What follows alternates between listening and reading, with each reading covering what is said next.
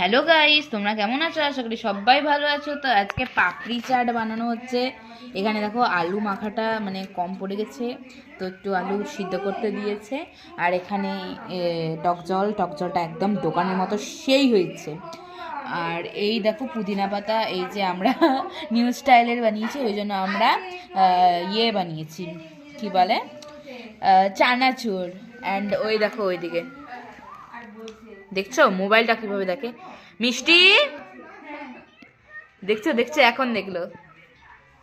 এখানে আমরা সবাই মিলে বানাচ্ছি, তো আনন্দ হচ্ছে গাইস। খুব সুন্দর হয়েছিল টক জলটা, মানে আর তো কি বলবো। তো দেখো এখন পাপড়িগুলোকে এখানে দেওয়া হবে।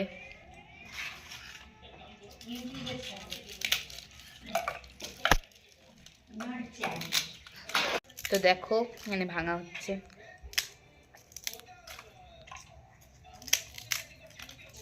এবার আলু দেওয়া হচ্ছে, এবার চাট মশলা, এবার টক জল দেওয়া হলো।